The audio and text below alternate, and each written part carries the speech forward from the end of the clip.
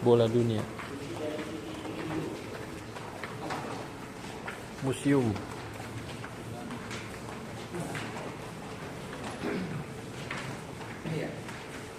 Ya boleh. Ya, silakan menyambung ya, isi lagi sampai sini.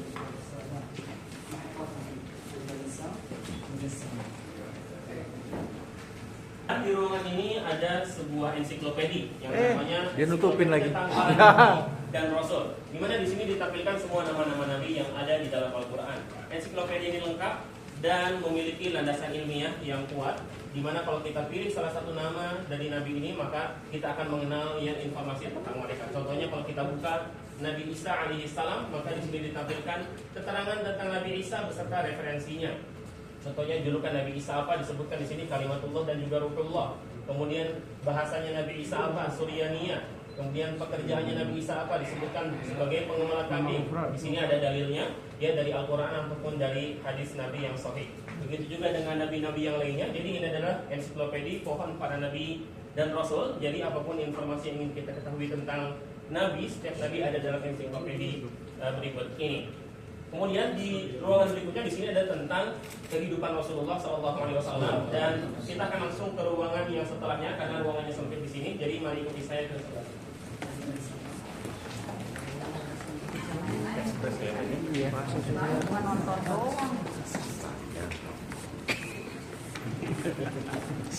Touchscreen.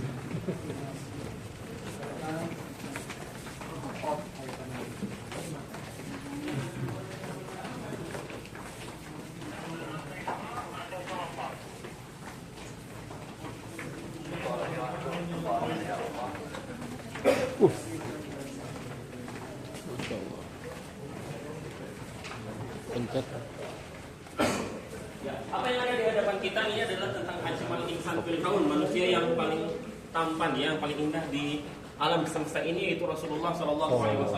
Dalam ensiklopedi ini dijelaskan semua tentang deskripsi yang menjelaskan tentang tubuh Rasulullah SAW, dari mulai warna kulitnya, kemudian postur tubuhnya seperti apa, kemudian juga rambutnya. Misalkan rambutnya Nabi itu lebat ya, kemudian juga warnanya hitam pekat, kemudian bentuknya bergelombang, tidak keriting dan juga tidak lurus. Kalau Bapak Ibu ingin bertanya berapa jumlah ubannya Nabi, di sini disebutkan ya, jumlahnya sekitar 17 hingga 20 helai. Ya saja ketika Nabi SAW wafat di usia 63 tahun. Kemudian wajahnya Nabi adalah putih kemerah-merahan. Apabila bahagia maka wajahnya cerah bersinar, seperti itu ya.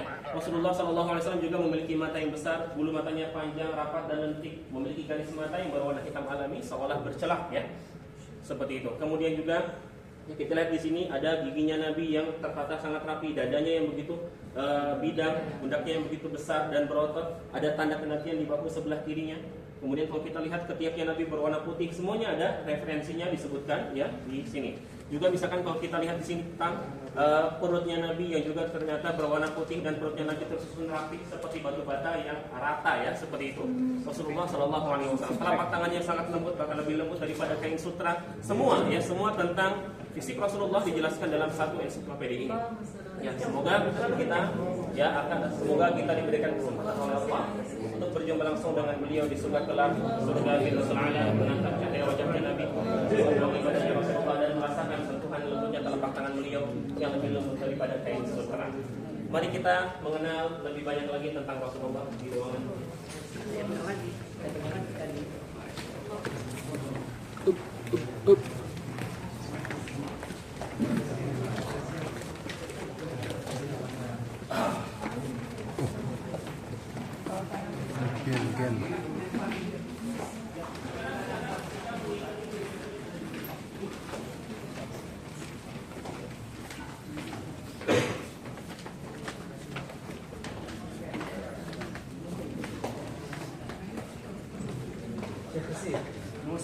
Ya, sebaiknya yang lingkarannya diperluas agak sedikit ke belakang untuk saya supaya tidak terlalu sempit yang lingkarannya dan tidak terbesar. Ya. Silakan yang baru datang boleh bergabung maju lagi sampai depan sini yang kosong diisi. Ya. Baik. Ya silakan sebelah sini sampai belakang sini diisi. Baik, jamaah sekalian, apa yang ada di hadapan ini adalah sebuah yang miniatur ataupun maket kota Makkah yang telah kami rancang berdasarkan referensi yang ada ya, dan telah disaksikan juga oleh para ulama tentang keabsahan daripada maket ini. Kalau kita perhatikan dari bagian tengah, di situ adalah posisi dari Ka'bahnya yang ada di zaman Nabi ya. Kemudian di sampingnya ada Hijr Ismail, ada makam Ibrahim ya, ada makam Ibrahim di sebelah sini. Kemudian ada sumur atau telaga Zamzam yang ada di sebelah sana. Jadi Bapak Ibu, posisi Zamzam ada di sana dekat dengan Hajar Aswad. Kemudian di sini rumah Abdullah bin Abdul Muttalib, tempat di mana dulu Rasulullah dilahirkan ya. Rasulullah lahir di rumah Abdullah bin Abdul Muttalib. Di sampingnya langsung ini adalah rumah istrinya Nabi Khadijah ya, di sebelah sana. Ada lagi rumahnya Arqam bin Abil Arqam, Darul Arqam, tempat Nabi berdakwah secara tertutup, posisinya di sana. Dekat dengan Bukit Sofa Bapak Ibu, ya, dekat dengan Bukit Sofa. Yang pernah membaca, mungkin sering membaca sejarah Nabi, ya kita dapat mengetahui bahwa rumah Arqam dekat dengan Bukit Sofa. Darun Nadwa adalah sebuah aula perkumpulan orang-orang Quraisy dekat dengan Ka'bah. Kemudian di sebelah sana ada Bukit Khalifah yang sekarang menjadi Zamzam Tower Bapak Ibu, di sana Bukit Khalifah. Kemudian di sini ada Bukit Abu Qubais yang di atasnya ada dibangun istana kerajaan sekarang. Ya.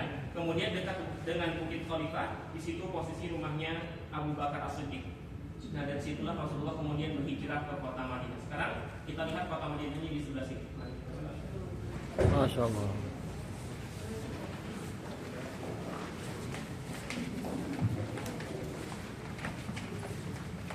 Baik. Mari kita perhatikan ini tentang kota Madinahnya di zaman Nabi. Sebelumnya Bapak Ibu boleh silakan menginjak garis kuning ya, sedikit ke belakang, tidak melebihi garis kuning supaya karya luas. Ya. Ya. Kita perhatikan mulai dari bagian tengahnya, ini adalah Masjid Nabi ya, ini adalah Masjid Nabi SAW. Dan di bagian belakang masjid ada yang disebut dengan Sufa. Sufa ini adalah tempat para sahabat yang dulu fakir miskin, tidak punya rumah ya, mereka tinggalnya di sana seperti Abu Hurairah, Bilal bin Rabah dan beberapa sahabat lainnya. Ada lagi rumah istri-istrinya Nabi ya, yang terletak di sebelah kiri masjid ya. Jadi dulu dalam sebuah hadis disebutkan dalam sebuah riwayat, setiap Nabi selesai salat beliau berbelok ke arah kiri masjid ya, karena disitulah rumah istri-istrinya Nabi. Paling tengahnya itu adalah rumahnya Aisyah radhiyallahu taala anha. Ya, di sebelah sana itu adalah rumahnya Aisyah, di mana di situlah jasad Nabi yang mulia dikuburkan ya, di dalam rumahnya Aisyah. Di sampingnya langsung itu adalah rumahnya Fatimah radhiyallahu taala anha dan Ali bin Abi Thalib di sebelah sana. Kemudian di sebelah kanan masjid ada rumahnya Abu Bakar As-Siddiq, di mana ya sekarang lulusan daripada rumah Abu Bakar itu ada pintu nomor 2 yaitu pintu Abu Bakar. Ada juga rumahnya Abdurrahman bin Auf di bagian belakang masjid, di sana posisinya. Kemudian ini rumahnya Utsman bin Affan, rumah yang paling besar. Ya, beliau adalah sahabat yang paling kaya, terletak di arah timur masjid, kurang lebih sekarang posisinya dekat dengan gerbang 37 ya. Kemudian di paling ujung sana itu adalah posisi daripada makam bakinya, itu adalah posisi daripada makam bakinya. Pagar Masjid Nabawi sekarang sampai sana. Artinya semua area ini, bangunan-bangunan ini sekarang sudah menjadi kawasan daripada Masjid Nabawi. Dan ada namanya Saqifah Bani Sa'idah di ujung sana, tempat di mana dulu Abu Bakar dilantik, dibaiat menjadi khalifah pertama kali setelah wafatnya Nabi Sallallahu Alaihi Wasallam, yang sekarang posisinya ada dekat dengan Hotel Movenpick ya Bapak Ibu, dekat dengan Hotel Movenpick, jurusan gerbang 324. Bapak Ibu ada yang mau bertanya di sini? Satu pertanyaan saja barangkali. Ya. Ya. Gunung Uhud ada di bagian arah utara kurang lebih 3 km lagi ya ke jarak sebelah sana. Ini hanya radius 500 meter saja ya, seperti itu. Sekarang ini semuanya jadi Abu Ayyub Al-Ansari rumahnya ada di sebelah yang utara. sampai Ya. Ya itu dia. Rumahnya Abu Ayyub Al-Ansari 2 tingkat ya, sebagaimana disebutkan dalam riwayat dan hadis bahwa rumah Abu Ayyub memang 2 tingkat, maka kami tampilkan juga seperti ini apa adanya ya, seperti itu. Mari kita Bapak Ibu lanjutkan lagi ke ruangan selanjutnya. Ya.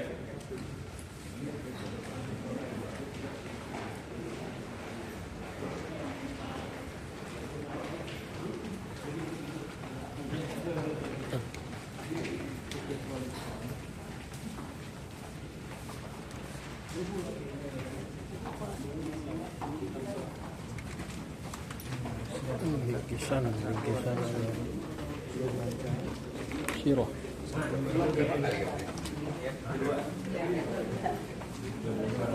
Beli apa? Boleh.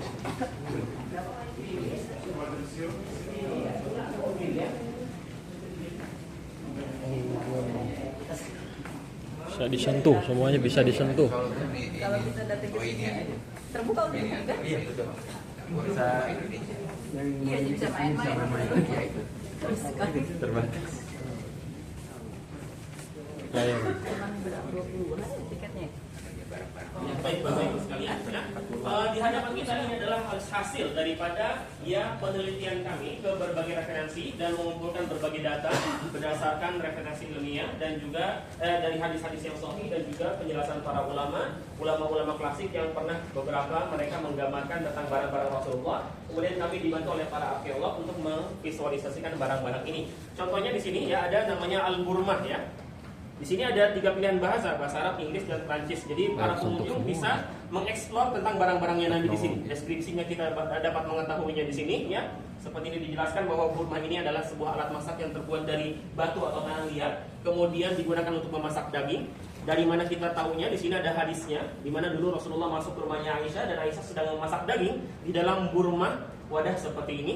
Kemudian jika kita pilih 360 derajat, kita dapat menggerak-gerakkannya barangnya seperti ini. Jadi ini adalah alat masaknya Nabi yang terbuat dari batu ya. Ini tongkatnya Nabi, kenapa ujungnya tajam? Kata para ulama digunakan untuk melindungi diri dari hewan buas atau juga untuk menggali tanah atau terkadang digunakan juga sebagai pembatas sholat ya. Dalam beberapa riwayat disebutkan Nabi sholat menghadap tongkatnya, ditancapkan tongkatnya di depan beliau. Yang di sampingnya ini namanya midra ya. Inilah dia sisirnya Nabi ya. Seperti ini Bapak Ibu sisirnya Nabi SAW atau juga alat untuk menggaruk punggung. Jadi Nabi kalau gatal punggungnya digaruk dengan alat seperti ini ya, seperti itu. Yang di sini adalah helm perangnya Nabi terbuat dari besi ya, atasnya besi dan bawahnya terbuat dari rantai-rantai besi. Bapak Ibu mungkin juga tahu ya ketika beliau perang Uhud, beliau terkena pukulan keras dari bagian sampingnya, samping kanannya sampai rantai besinya pecah dan menancap ke pipinya Nabi Sallallahu Alaihi Wasallam dan bagian atasnya juga pecah hingga melukai dahinya Rasulullah Sallallahu Alaihi Wasallam. Nah, dengan demikian maka kita dapat merasakan bagaimana kehidupan Rasulullah, sejarah Nabi Muhammad SAW ditampilkan dengan teknologi dan kita dapat merasakan seolah-olah kita hidup di zamannya. Semoga kita dapat bersama beliau pada hakikatnya di surga kelak. Amin ya rabbal alamin. Sekarang kita akan melihat ya sinema di ruangan berikutnya. Anda boleh tanya? Gimana sih?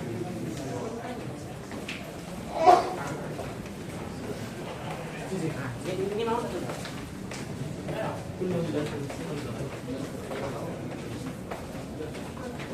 Waktu terbatas.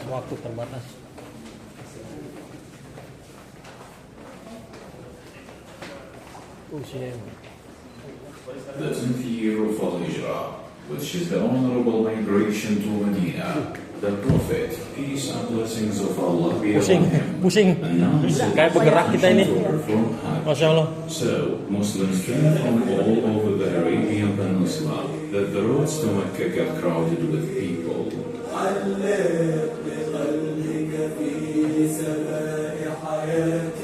On Saturday, the 25th of Dhul Qa'dah, the Ini Prophet adalah perjalanan started haji his Rasulullah journey. Sallallahu Alaihi Wasallam. He put on his ihram at the Dimulai dari Nabi along with berihram more ya. than Pertama ini dari rumahnya 100,000 beliau terlebih dahulu ya. raising their voices in talbiyah.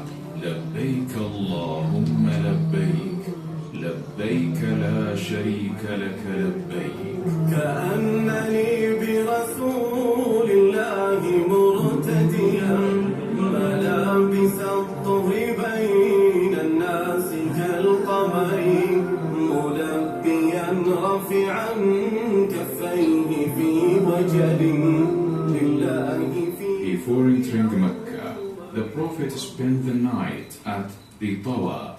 Then, on Sunday morning, the 4th of Dhul Hijjah, he entered Mecca.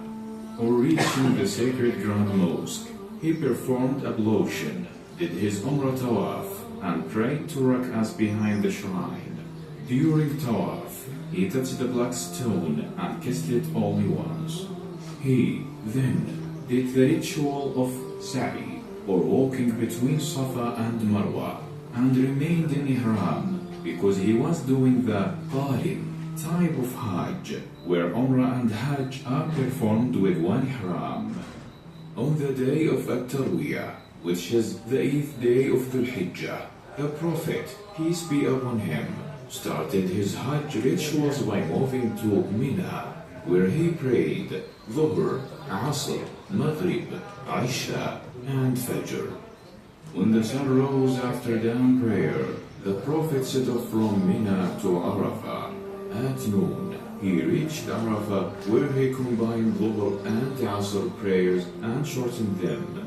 Then he pleased the souls of the believers with a sermon of great meanings and an eloquent style. Henceafter, he kept praying to his Lord until sunset. After sunset, the Prophet, peace be upon him, with Usama sitting behind him on his camel, moved to Muzdalifah, where they prayed both Maghrib and Isha in combination and in a shortened manner before they put themselves to sleep. After dawn prayer, the Prophet rode his camel Al-Qaswa again and stood at Al-Mash'ar al-Haram and kept supplicating to his Lord, the Almighty, till after sunrise. Then he moved to Mina with Al-Fadl bin Abbas, may Allah be pleased with him, riding behind him. When the Prophet, peace be upon him, arrived at Mina, he threw 7 pebbles at the largest Aqaba, saying, Allah is the greatest, with each pebble. Then he slaughtered his sheep and shaved his head. So the people raised, all hoping to win a hair from his honorable head. Then Aisha, may Allah be pleased with her, perfumed the Prophet before he went to the sacred Grand Mosque and performed Tawaf al-Ifada. Then he returned to Mina and stayed there for 3 days, called At-Tashriq days, during each of which the Prophet, after noon times, threw pebbles at the 3 Jamalats. The Prophet, peace be upon him, was never asked about advancing or deferring any of the rites of the 10th day of Dhul Hijjah, but would reply, do, and there is nothing wrong with it. After throwing the pebbles of the 3rd day, the Prophet went to Al-Muhassab, where he prayed Dhuhr, Asr, Maghrib, and Isha. Then he had a short nap, after which he went to the sacred Grand Mosque, where he did his farewell tawaf before going back to Medina.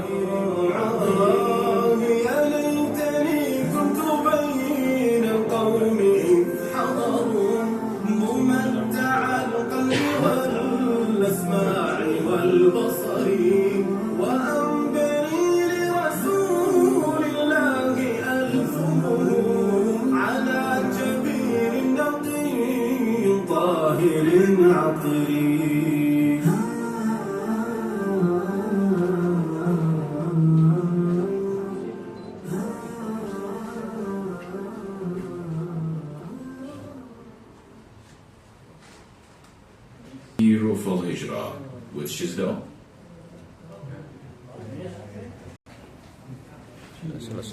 Sudah selesai. Kitab-kitab.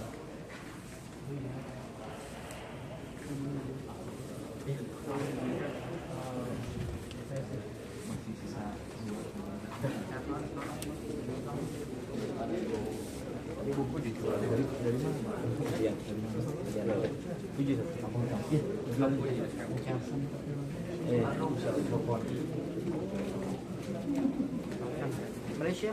Indonesia. Batambong.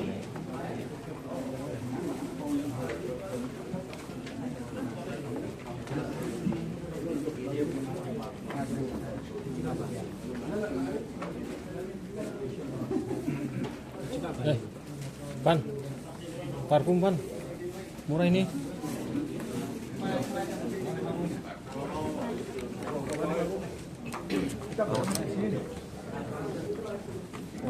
Wah, ini bang. Iya nih, udah bayarnya cepetan. Mumpung di dalam nih.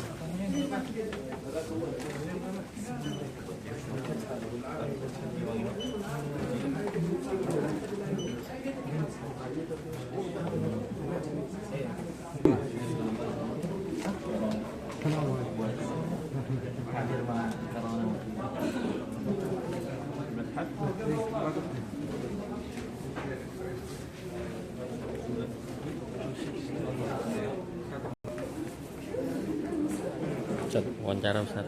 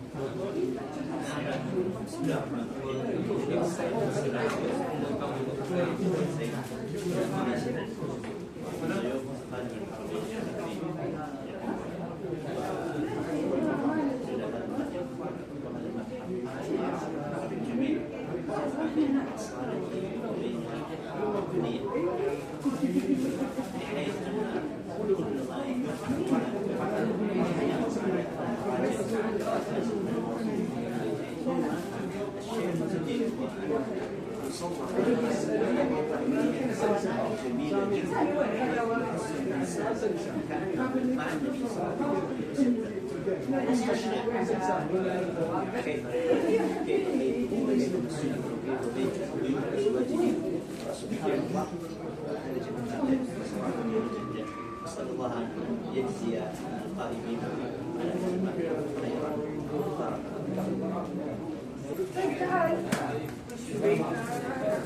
الله يسلمك حددنا الضيوف اللي في يا سيدي واحنا من مشغول مدينه عشان وبرضه الضيوف صدق اللقاء يقول انه ينام ولا سبع على كيفي والله.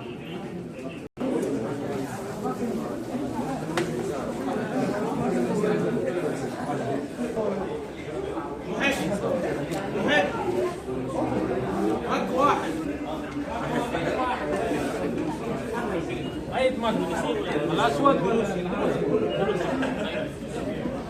اعطيني واحد في واحد وين؟